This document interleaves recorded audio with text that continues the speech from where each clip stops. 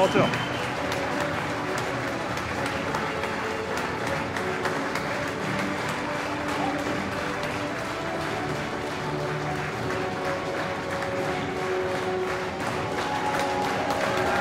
Mesdames et messieurs, je vous demande de réserver une ovation à votre mère, Vincent Jean-Paul.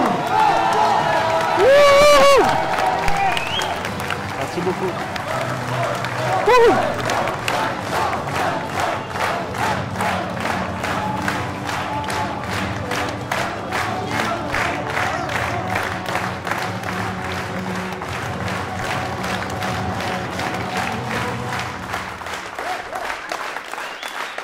Wow! Merci pour cette énergie incroyable. Vous êtes extraordinaires, ça fait chaud au cœur, j'ai des frissons. Merci infiniment d'être là, d'être aussi nombreux. Il n'y a plus une chaise disponible dans le Moulin de la Bièvre. Je crois qu'on dépasse toutes les limites que cette salle n'a jamais connues. Merci infiniment et bravo!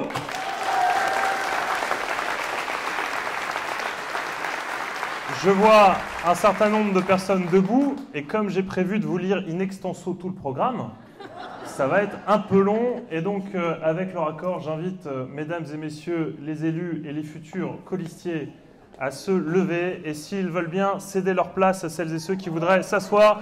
Merci à toute l'équipe.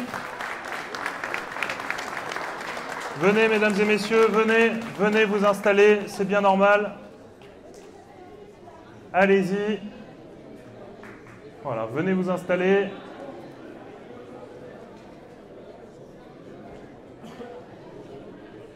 Allez-y, prenez place.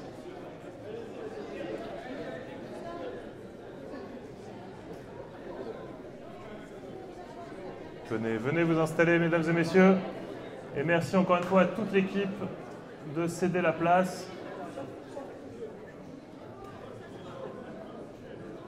Bien, mesdames et messieurs, pendant que certains d'entre nous prennent place, je voulais vous dire ma fierté, ma gratitude de vous retrouver aussi nombreux ce matin. C'est un événement important puisque nous sommes à 7 jours de l'élection municipale, 7 petits jours du renouvellement de la mandature, 7 petits jours d'un choix décisif pour notre ville de l'Haye-les-Roses. Et vous voir aussi nombreux ce matin, vous voir plus nombreux que jamais nous n'avons eu de salles aussi nombreuses dans notre histoire de mouvement et dans cette campagne. C'est bien simple, en 2014, nous avions eu 400 comités de soutien et je crois bien que vous êtes 400 dans cette salle aujourd'hui. C'est vous dire l'incroyable mouvement qui a été le nôtre. Je voulais vous dire aussi que vous êtes ici mobilisés et nombreux ce matin et que c'est pour nous une preuve que nous sommes portés par une vague populaire très importante qui dit un message simple, l'Haye-les-Roses veut que ça continue, l'Haye-les-Roses veut que le redressement de cette commune continue, se poursuive. Vous êtes la preuve vivante de cet enthousiasme à l'Haye-les-Roses. Vous êtes aussi la preuve que ni la calomnie, ni la diffamation, ni les injures, ni même les agressions proférées par notre opposition qui, il faut bien le dire, a voulu que cette campagne tombe dans le caniveau, que rien de tout ça n'a entamé votre détermination et votre enthousiasme. Merci.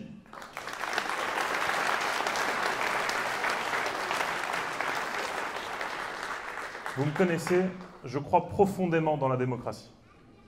Je crois profondément dans le pouvoir d'un bulletin de vote. Je crois qu'un bulletin de vote permet d'exprimer ses convictions, ses valeurs.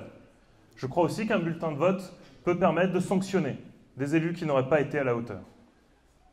Et je vous le dis, le temps du bilan est arrivé, le temps du choix pour les laïciens de dire stop ou encore est arrivé. Et je dois vous le dire, avec l'équipe sortante, on se présente devant vous sans rougir. Parce qu'on a le sentiment d'avoir accompli notre mission. Pas tout réussi, mais accompli notre mission. C'est vrai que tout n'a pas été simple. Et si nous sommes fiers d'avoir atteint quasiment, ou engagé quasiment 80% de notre programme de campagne de 2014, eh bien nous sommes bien conscients que tout n'a pas été parfait. Il faut savoir le reconnaître. Il faut en tirer des leçons. En même temps, vous le savez, à quel point la situation était difficile et l'héritage que nous avons trouvé nous a pénalisés dans notre capacité à redresser la situation. Pour autant, les laïciens vont avoir un choix. S'ils veulent choisir autre chose, Ils en ont la liberté. J'ai la conviction qu'ils feront d'ailleurs le meilleur choix, quoi qu'ils choisissent. Si les laïciens ont une profonde envie d'une équipe peut-être plus agressive, qui saura tout réformer à coup de 49.3, ils auront le choix. Il y a une liste pour ça. Allons-y. S'ils veulent une équipe qui va vous proposer de reprendre toute la même clique, toute la même équipe qui a fait si mal à notre ville, là aussi, on aura le choix. Allons-y après tout. Pourquoi pas? Mais dans ce cas-là, il faudra bien se préparer. Il faudra être préparé et y aller avec deux petites choses. Dans une main, une baguette magique, et dans l'autre, un ticket gagnant de l'euro-million. Parce que si pendant 6 mois, on a subi une critique stérile et permanente, ces derniers jours, il a bien fallu, pour nos opposants, faire des propositions. Et là, on a été servi, les masques sont tombés. Je ne sais pas si vous avez fait l'effort de comparer, c'est important. Vous constaterez bien volontiers que soit il faut des pouvoirs magiques, soit il faut gagner au loto. Parce que, pour certains, ils proposent tout et leur contraire, des engagements totalement irréconciliables. Je n'en citerai qu'un, par exemple, pour une des deux listes, qui consiste à dire « Nous n'aurons aucun vis-à-vis, comme le voulait le maire, sur la roseraie ». Parce que quand même, c'est scandaleux, il faut préserver la roseraie. Ça tombe bien, on partage l'objectif. Mais d'un autre côté, à la place de la Poste, on va construire une tour avec un rooftop, un magnifique restaurant panoramique qui aura vue sur la roseraie. Vous m'expliquez comment on a le courage d'écrire ça dans un même programme. De l'autre côté, on va évidemment nous expliquer qu'on mettra fin au béton, parce que c'est pas bien de construire des immeubles. Mais que d'un autre côté, on va construire plein de nouveaux logements sociaux. Alors là aussi, il faudra m'expliquer, sauf à convertir des logements privés en logements sociaux, il y a bien un moment donné, il faudra construire. Donc au mieux, vous avez ces engagements complètement incohérents. Mais après, vous avez une foultitude de promesses, de lendemains qui chantent, de cadeaux infinançables. Et ça, c'est ça le choix qu'auront à faire les laïciens. Essayez de discerner ce qui est sympa, parce qu'il y a des belles propositions chez nos concurrents, il ne faut pas leur enlever ça. Mais sont-ils conscients que la plupart ne sont absolument pas réalisables dans une commune de 30 000 habitants avec les finances qu'ils nous ont laissées? C'est un vrai questionnement qu'il va falloir se poser. Puis je vais vous dire, si les laïciens choisissaient une de ces deux listes concurrentes, j'ai bien peur qu'ils déchantent très vite. Parce qu'au mieux, nos concurrents, une fois mis en place, se rendraient compte que la plupart de leurs propositions ne sont pas réalistes.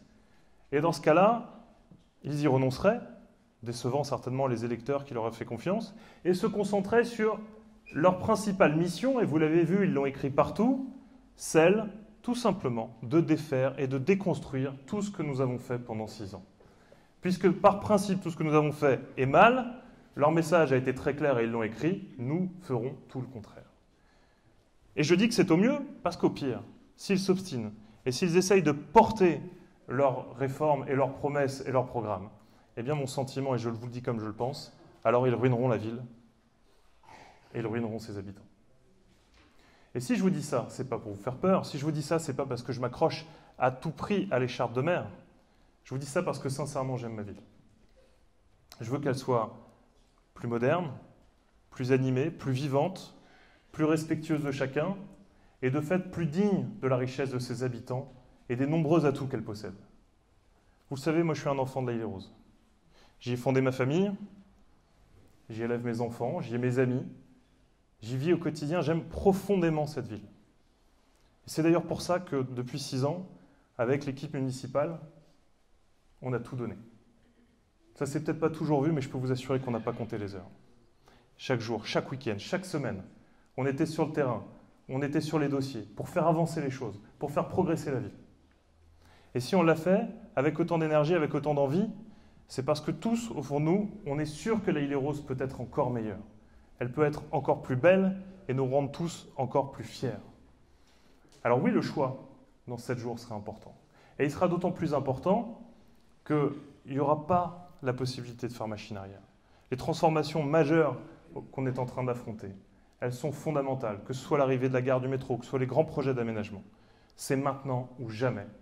Et si je vous le dis à vous, qui j'imagine, si vous êtes dans cette salle, pour la plupart, vous êtes convaincus, c'est aussi parce que pour que vous puissiez aller le dire à d'autres, pour que dans les 7 jours qui viennent, vous puissiez convaincre encore d'autres personnes soit de changer leur vote, soit tout simplement d'aller voter parce que ce sera un moment important, un moment fondamental.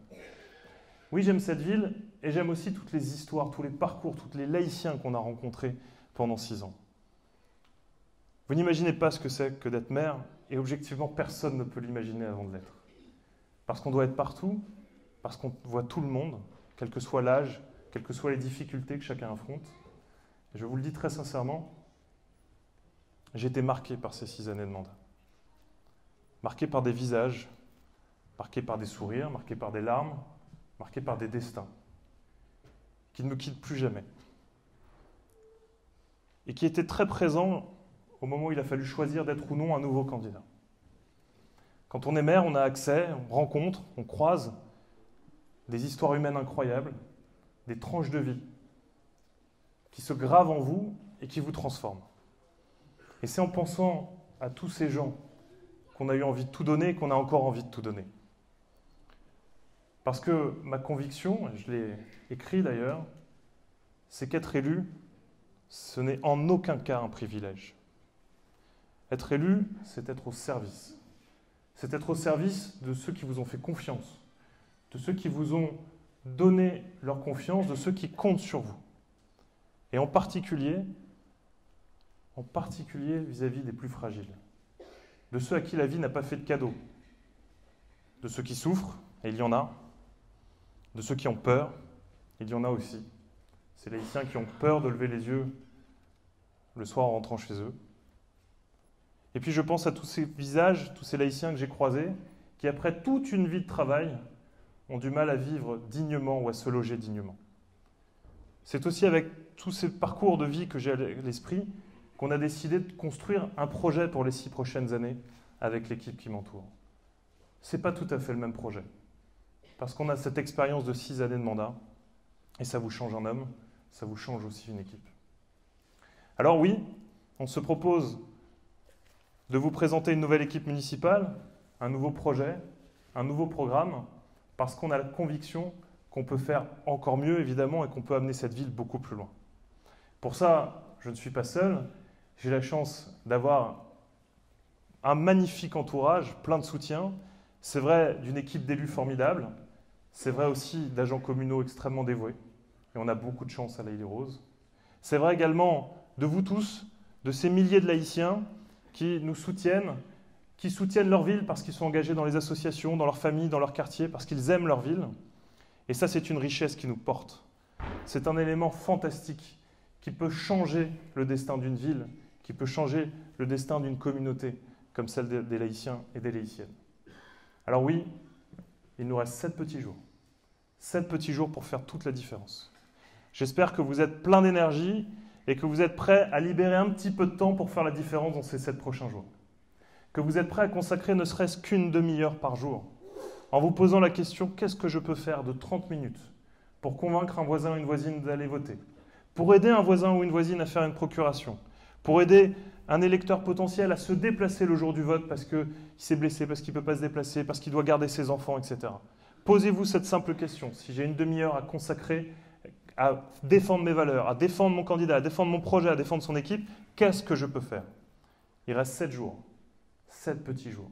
Une demi-heure, 1 heure par jour peut faire toute la différence. Et particulièrement dans un moment comme celui-ci, où certains de nos concitoyens ont un peu peur d'attraper des microbes. Donc il ne faut pas hésiter à les encourager, à les rassurer, à leur dire que les bureaux de vote seront désinfectés toutes les demi-heures et qu'il n'y a aucun risque et qu'il ne faut vraiment pas hésiter. Allez-y à fond. Mesdames et messieurs, avant de vous présenter la liste et la future équipe municipale, avant de vous présenter brièvement, je vous le promets, le programme municipal, je voudrais d'abord adresser, en cette fin de mandature, quelques remerciements. Un premier remerciement pour ceux qui ont cru dès le début à notre aventure. Pour celles et ceux qui, dès 2013, pour certains, dès 2014, ont décidé de rejoindre l'aventure. Et je voudrais commencer donc par remercier toute l'équipe municipale, toute la liste de 2014. Et je vous demanderai de faire un tonnerre d'applaudissements à tous nos colistiers, qu'ils aient été élus ou non au cours du mandat.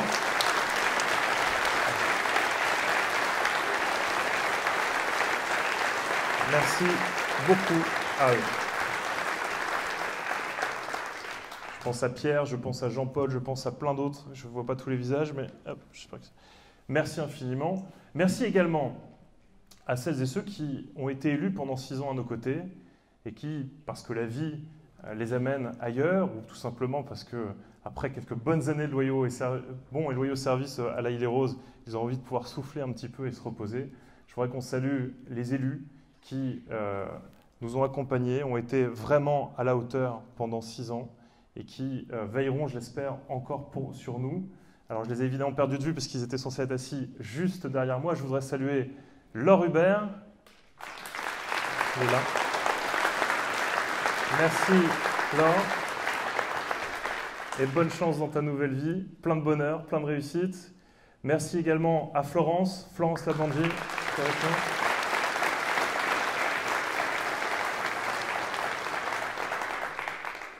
Il n'a pas pu être avec nous ce matin pour des raisons de santé, on y a cru jusqu'au dernier moment. Jean-Claude Roy, qui s'est aussi beaucoup donné pour notre commune.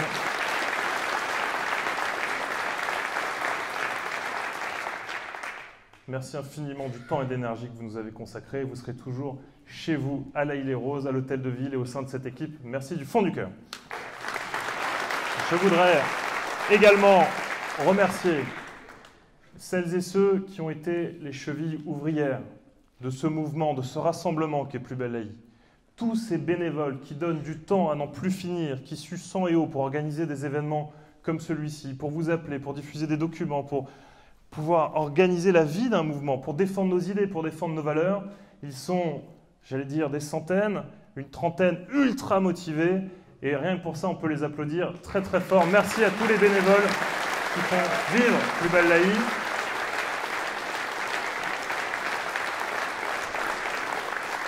Ils le méritent. Et parmi tous ces bénévoles, je voudrais saluer et mettre en avant celle qui est la cheville ouvrière de Plus belle Laï. Elle est là, Florence Andrelus. Un tonnerre d'applaudissements.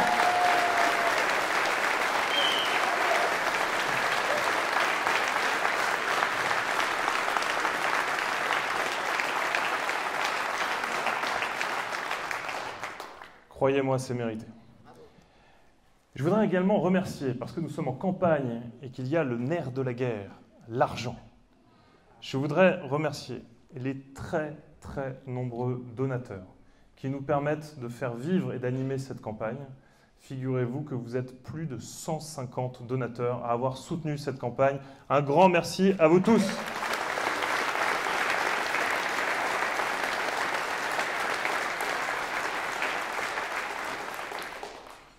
Je voudrais enfin vous remercier, vous toutes et toutes, vous tous et toutes, voilà, on va y arriver, les innombrables membres de notre comité de soutien. Je le disais tout à l'heure, en 2014, nous avions fièrement atteint les 400 signatures à notre comité de soutien. Le dernier comptage, hier soir, 1331 comités de soutien. Merci infiniment pour votre appui, pour votre énergie, pour la force que vous nous donnez. C'est extraordinaire. Chaque soutien est précieux. Et parmi tous ces soutiens, j'aimerais tous vous distinguer. Mais je vais simplement saluer un membre de notre comité de soutien qui nous fait l'amitié de venir d'un peu loin ce matin pour être avec nous. Et si je veux le mettre en avant, c'est parce qu'il est le symbole de des atouts, des talents que j'évoquais tout à l'heure à la Île-et-Rose. Il est l'exemple d'une jeunesse qui réussit, d'une jeunesse qui s'engage, d'une jeunesse qui a envie d'avancer. Il s'agit de notre champion de France, champion d'Europe et très bientôt champion aux Jeux Olympiques, Wilfried Appiau, qui est là. Alors, je le regarde.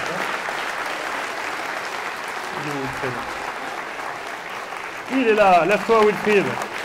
Voilà. Notre star.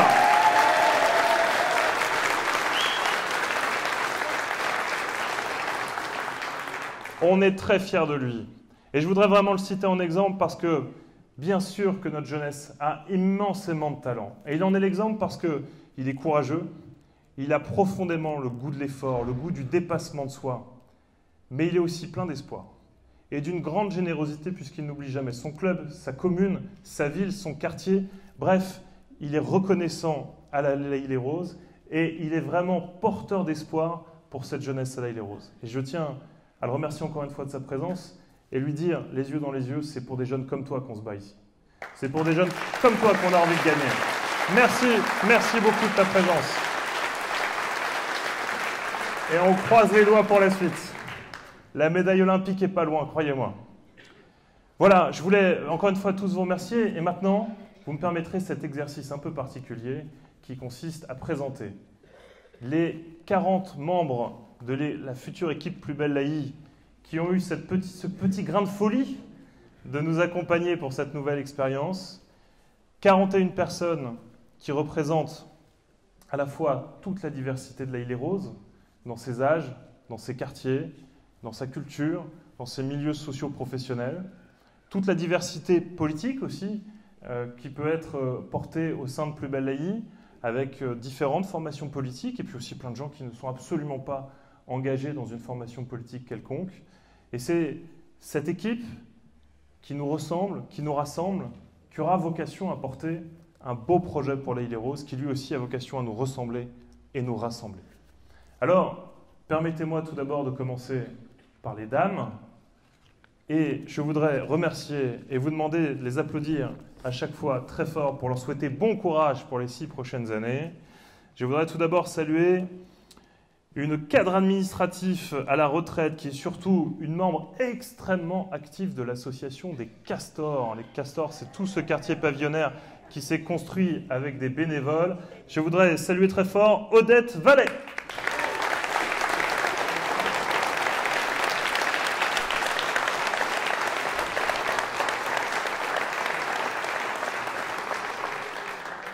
Elle n'est pas parmi nous parce qu'elle s'est fait double fracture au pied cette semaine. Il s'agit d'une citoyenne laïcienne de quartier l'Allier extrêmement engagée dans des associations humanitaires et notamment qui fait la promotion du français dans les pays de l'Est. Elle envoie des camions entiers de livres en français pour aider les jeunes à apprendre à lire et à écrire en Moldavie. Il s'agit de Marie-Thérèse Dorido.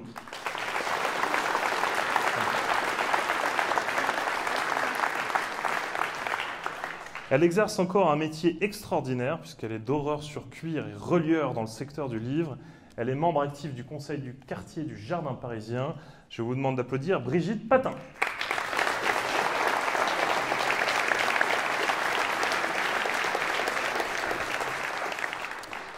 La Benjamine de notre équipe municipale.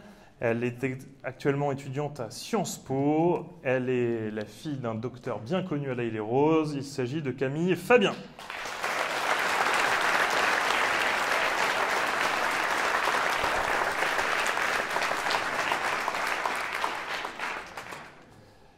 Conseillère municipale aujourd'hui à nos côtés, elle est infirmière diplômée d'État. Elle s'est lancé le défi d'une reconversion professionnelle puisqu'elle suit une formation pour devenir assistante sociale. Il s'agit de Patricia Fifi. Là-bas.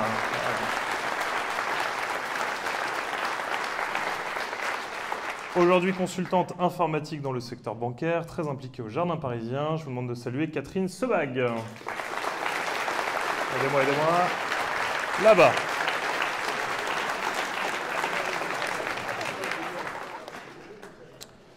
Documentaliste, archiviste à la retraite, elle est surtout présidente d'une association d'aide aux devoirs sur la commune qu'elle a lancée et qu'elle anime avec beaucoup d'énergie.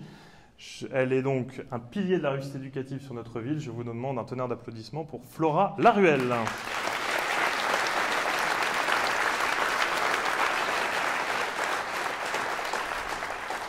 Retraitée de l'enseignement secondaire, membre d'une association humanitaire et d'une association de défense de l'environnement, je vous demande d'applaudir très fort Monique Crucy.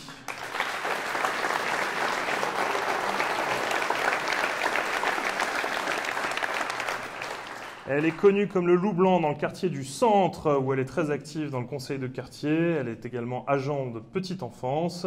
Je vous demande d'applaudir Alexandra Chauveau.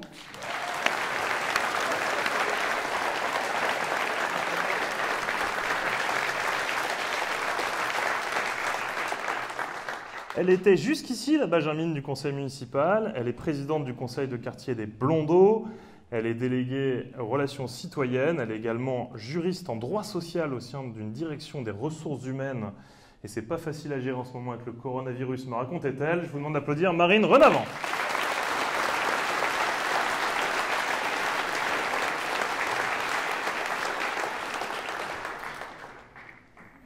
Bien qu'ancienne maire adjointe de l'ancienne équipe, dont elle avait démissionné avec courage et fracas, elle avait eu le courage de nous soutenir dès 2014. Elle est professeure, chercheure d'histoire à l'université, présidente d'associations mémorielles et d'associations culturelles sur la commune. Je vous demande d'applaudir Sophie Ashkenaf.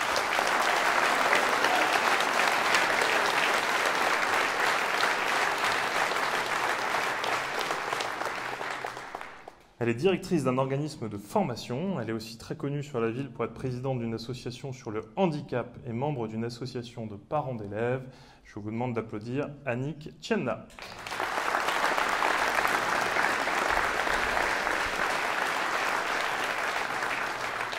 Elle est éducatrice de jeunes enfants bénévole au sein d'une association humanitaire et de secours. Je vous demande d'applaudir Sophie Elie.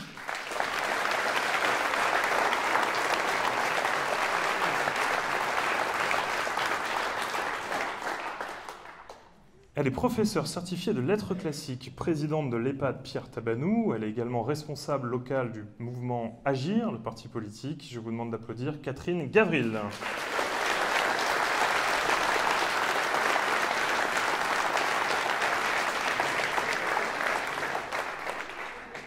Elle est consultante en assurance, membre du bureau du conseil de quartier de la Vallée-Renard. Elle est aussi extrêmement courageuse puisqu'elle était hospitalisée pour une intervention chirurgicale hier et pourtant elle est avec nous aujourd'hui. Myriam Sediki.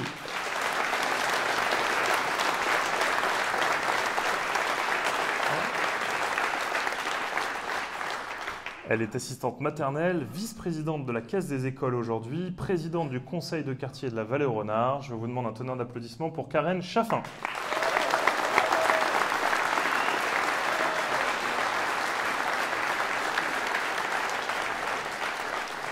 Elle est ingénieure d'affaires dans une société de conseil, membre du bureau d'une association culturelle très impliquée, puisqu'elle est même vice-présidente de la MAC. Je vous demande d'applaudir Mélanie Novak.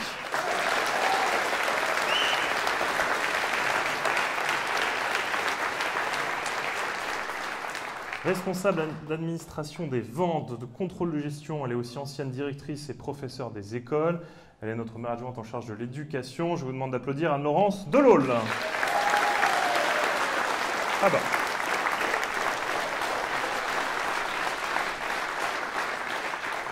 Et enfin pour les dames, elle est responsable administrative des ventes sur le mine de Rungis. Elle est aujourd'hui vice-présidente du Centre communal d'action sociale. Elle a la main sur le cœur. Je vous demande d'applaudir Françoise Sour.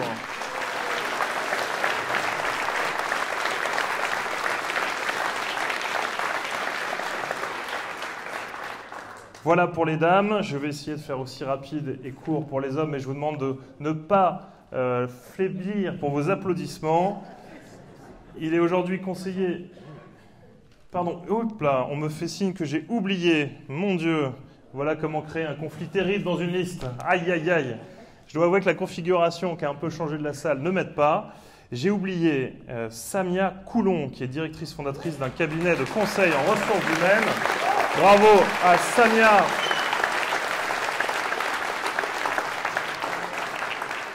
À Samia, pour qui c'est la première aventure en politique, une belle aventure, sois-en sûr.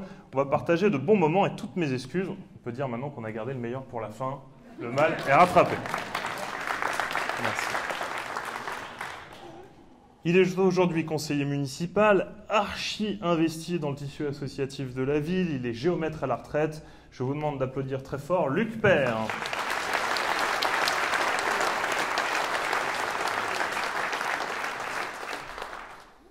Il est expert en évaluation de véhicules pour des grands groupes. Ça peut toujours servir. Il est membre de plusieurs associations, dont une association de théâtre sur la ville. Je vous demande d'applaudir Cyril Mercury. Là.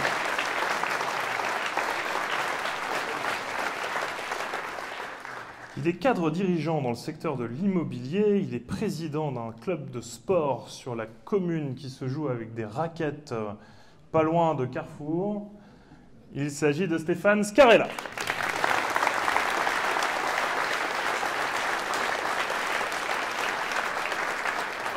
Il est chef de projet d'études mécaniques, tous secteurs confondus. Il est très investi dans le tissu associatif de la ville. Serge Cussol.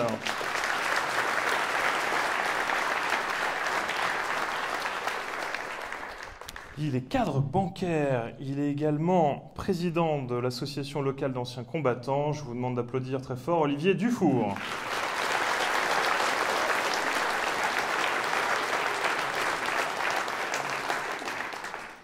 Il est juriste en commande publique dans un ministère, le ministère de la Défense.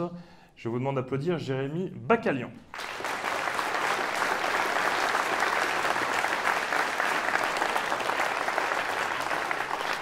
Il est chef de restauration en cuisine dans un collège.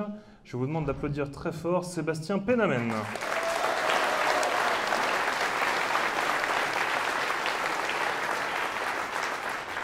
Ancien cadre technique de la fonction publique, il est membre actif du conseil de quartier du Jardin parisien. Je vous demande d'applaudir Michel Largeau.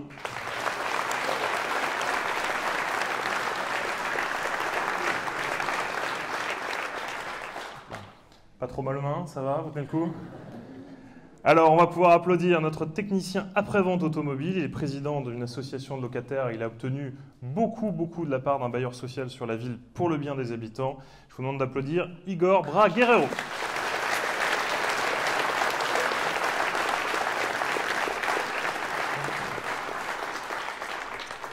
Il est étudiant en apprentissage, en école de commerce, ultra engagé dans la vie locale et un pilier de Plus belle la vie. Je vous demande d'applaudir Christophe Scaff.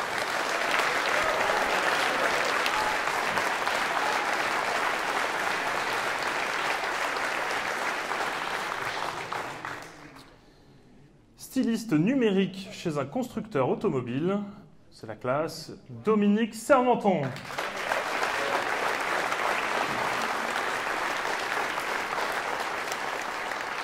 Il est directeur d'une association d'aide à l'emploi, une très belle association d'aide à l'emploi qui fait beaucoup de choses sur notre territoire. Il est également responsable local de l'UDI. Je vous demande d'applaudir Daniel Pigeon-Angelini.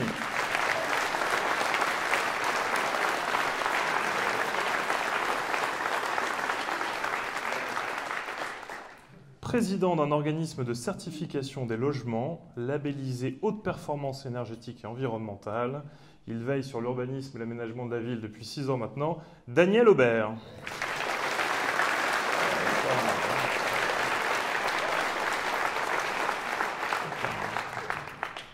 Il est ingénieur informaticien, il est responsable local du mouvement démocrate, le MoDem. Il est également président du conseil de quartier de l'Allier. Je vous demande d'applaudir Pascal Provence.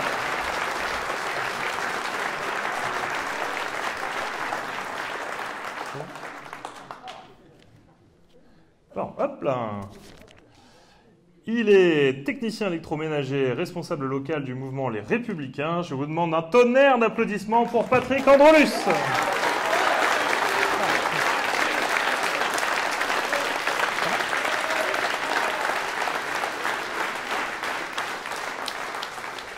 C'est mérité.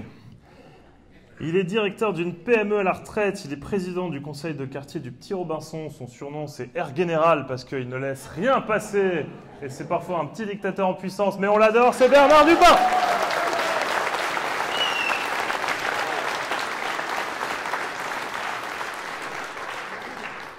Il est chef d'entreprise dans le secteur des transports, secrétaire général adjoint de l'Association nationale des conseils des enfants et des jeunes. Je vous demande d'applaudir Pascal Lesling. Là-bas, voilà, hop. Il est inspecteur de la santé publique. Donc en période de coronavirus, c'est pratique ça aussi. Il est vétérinaire également. Il préside une association nationale d'accompagnement sur le handicap. Je vous demande d'applaudir Fatah Bendali.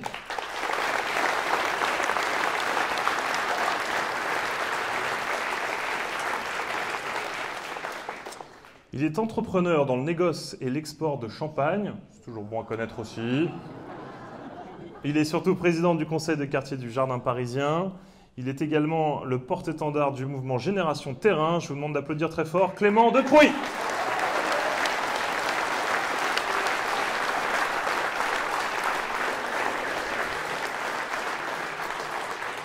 Et enfin, il est chef d'entreprise sur le mine de Rungis. C'est notre conseiller départemental. Il est président du conseil de quartier du centre. Je vous demande d'applaudir Fernand Berson.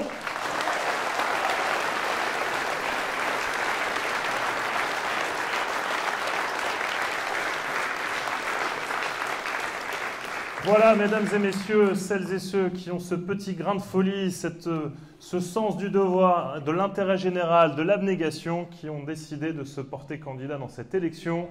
Vous pouvez compter sur eux pour être en permanence dévoués à la cause et de se mettre pleinement au service de l'Haÿ-les-Roses. Merci à tous de me suivre dans cette aventure. Je sais qu'on va faire de belles choses ensemble. Bravo.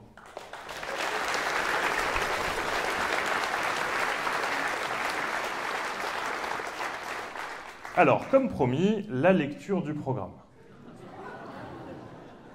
On va essayer évidemment d'être un peu plus court. J'espère d'abord que tout le monde l'a reçu. Est-ce que vous l'avez tous eu à la maison? Super. Merci donc à tous les bénévoles qui ont parcouru la ville pour les mettre dans vos boîtes aux lettres.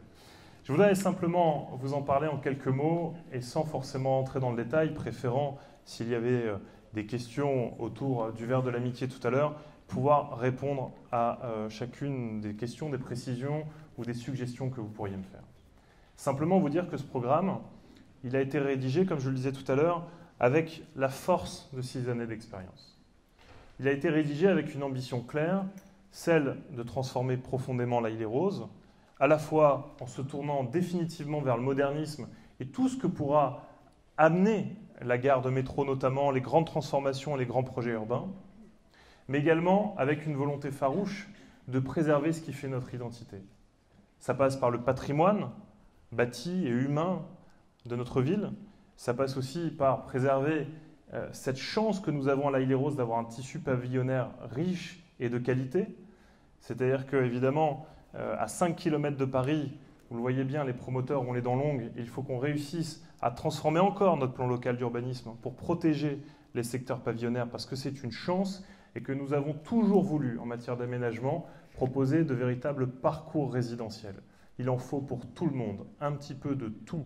Il faut du logement social, je l'ai toujours dit et défendu. Il faut du logement intermédiaire, il faut de l'accession libre à la propriété. Et puis, le rêve de tout à chacun, aller jusqu'à avoir ce petit pavillon de banlieue qui est une chance inestimable et qui est une identité à l'Haÿ-les-Roses. Ce projet, nous l'avons rédigé avec une envie farouche de donner de la vie à notre ville, de l'animer plus. Ça passe par l'urbanisme, ça passe par les grands projets d'aménagement, notre futur cœur de ville, le futur marché, la future médiathèque, la future zone de métro, la future Pointe-aux-Chars sur la Nationale 7 qui va être également totalement transformée. Nous l'avons fait avec l'ambition forte de réaliser enfin l'objectif de cette ville de pouvoir avoir un peu de développement économique, de retrouver le chemin de la création de l'emploi, de faire en sorte que la pression fiscale ne pèse pas que sur les ménages, mais aussi sur les entreprises. Et ça, pour nous, c'est fondamental.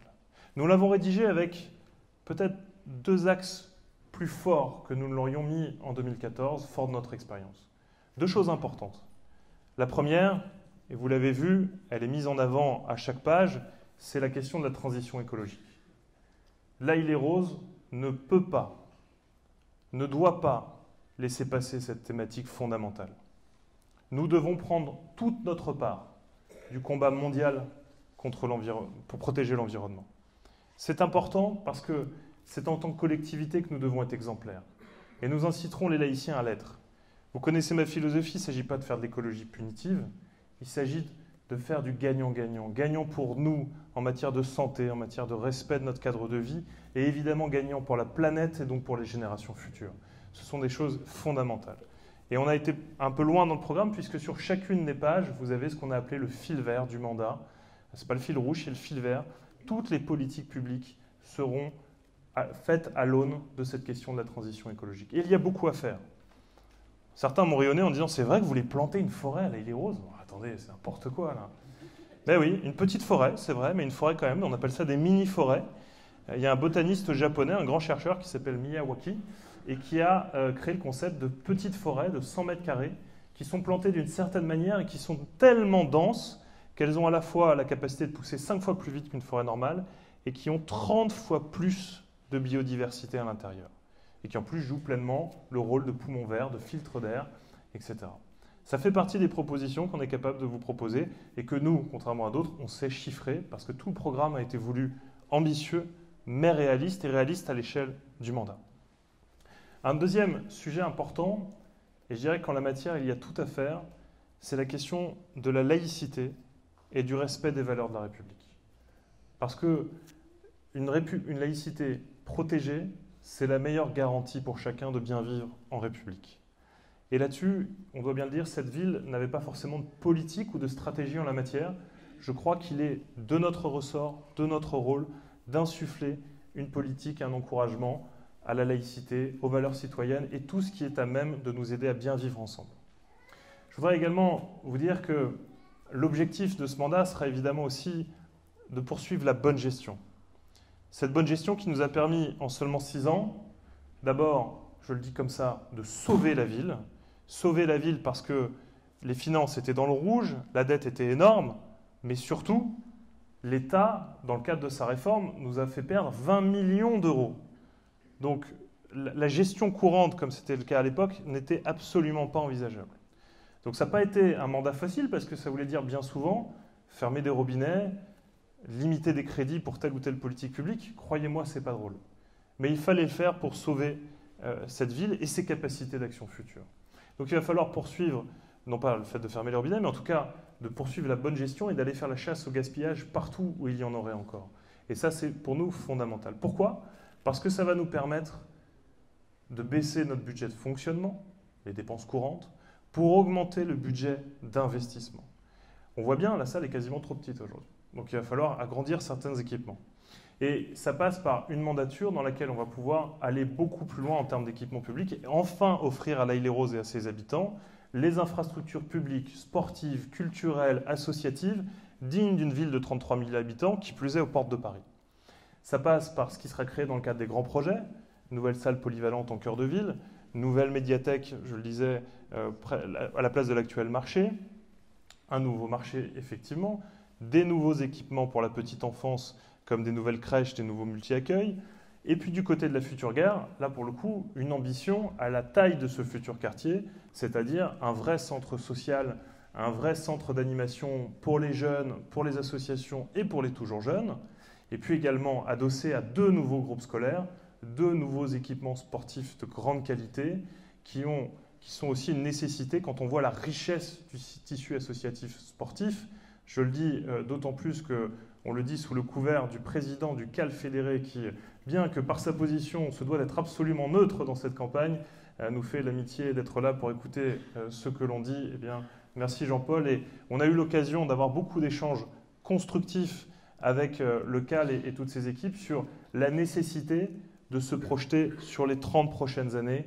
Quel sera le sport, quels sont les besoins en matière de sport, de culture, de vie associative pour tous les équipements qui doivent être créés. Et donc, au niveau de la future gare, on aura un nouveau complexe sportif de très très grande taille puisqu'on pourra y accueillir des compétitions nationales, rien que ça, ce qui n'est pas le cas aujourd'hui à l'Île-et-Rose. On a aussi l'ambition, et je sais que ça te tenait particulièrement à cœur, celle de transformer un des 2 terrains de foot, ce qu'on appelle les terrains d'honneur, en terrains synthétiques, qui a l'avantage de demander beaucoup moins d'entretien, donc moins de coûts, de demander beaucoup moins d'arrosage, donc moins de coûts, mais surtout un meilleur respect de l'environnement, et puis également de permettre de jouer toute l'année, puisque vous savez que sur ces terrains classiques, on ne peut pas jouer l'hiver quand le sol est gelé, etc. Donc c'est tout ça qu'il va falloir mettre en œuvre, et c'est pour ça, évidemment, qu'on a besoin de diminuer nos dépenses de fonctionnement pour investir. Et puis, les grands classiques qui nous animent depuis 6 ans maintenant, la question de la tranquillité et de la sécurité publique. Notre ville doit être apaisée et on doit pouvoir se promener, s'y promener, j'allais dire à toute heure du jour et de la nuit, en toute sérénité. D'énormes progrès ont été faits en la matière, je crois que beaucoup de laïciens le reconnaissent, mais il reste encore énormément à faire, particulièrement dans certains quartiers où les règles de droit ne s'appliquent pas tout à fait tous les jours, à toute heure. Et donc, en lien avec les services de sécurité nationaux, nous allons travailler à aller encore plus loin en matière de sécurité, notamment en créant des présences plus fortes la nuit et en mettant en place la vidéo-verbalisation. C'est un peu triste d'en arriver là à devoir systématiquement contrôler et filmer, mais pour le coup, Partout ça a été installé, c'est extrêmement efficace. Et vous êtes nombreux à me dire, finalement, quand on n'a rien à se reprocher, c'est pas très grave de passer sous une caméra. La question également, très importante à mes yeux, du cadre de vie. On ne choisit pas d'appeler son mouvement ou son rassemblement Plus belle Laï sans avoir à cœur de transformer aussi l'image de cette ville. C'est pour ça qu'on a lancé un certain nombre de projets que vous allez commencer à voir sortir de terre, mais on va pouvoir être encore plus ambitieux à l'avenir avec une réflexion complète des entrées de ville, une réflexion complète des ronds-points marquants, des squares. Ça passera notamment ici par prolonger la réouverture de la Bièvre et refaire tout le square qui est derrière le moulin, tout le parc qui est derrière le moulin, pour accueillir dans tous nos espaces verts des nouvelles thématiques, des nouveaux jeux pour enfants, tout ce qui fait qu'on aura envie de vivre et de se balader dans nos parcs. C'est également ce qui fait que nous souhaiterons poursuivre l'enfouissement des câbles électriques aériens, parce qu'on peut dire qu'à l'Haït-les-Roses, c'est vraiment une marque de fabrique, ça, aujourd'hui. Bon, c'est un petit cachet identitaire que celui-là, on va essayer d'enfouir, pour le coup. C'est également une volonté farouche de notre part de pouvoir obtenir de la part du territoire, le Grand Orly-Seine-Bièvre, qui a ça en charge aujourd'hui, un plan d'urgence voirie. Nos routes, nos trottoirs ne sont pas dans un état acceptable, et nous devons, j'allais dire, mettre au pied du mur le département et notre territoire Grand Orly-Seine-Bièvre pour qu'ils mettent les moyens pour réparer nos trottoirs et nos voiries. Ce n'est pas acceptable pour une ville comme la nôtre d'avoir des trottoirs dans cet état-là.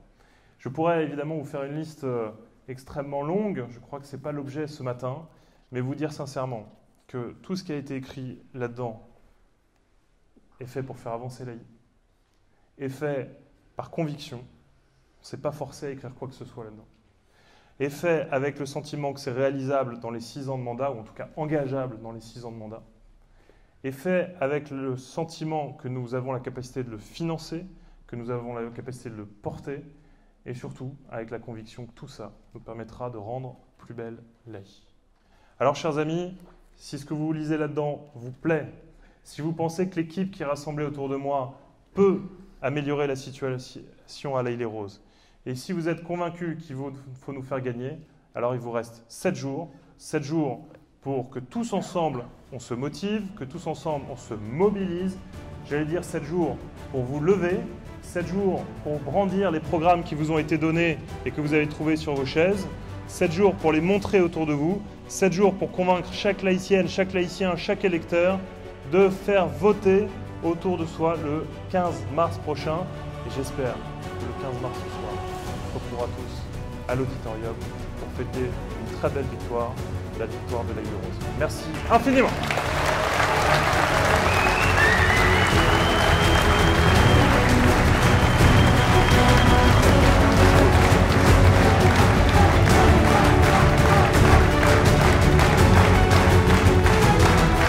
Merci du fond du cœur. Merci à vous.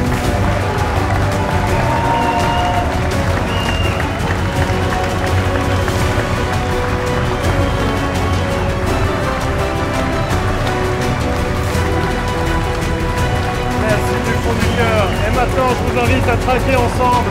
Place à la convivialité. Merci.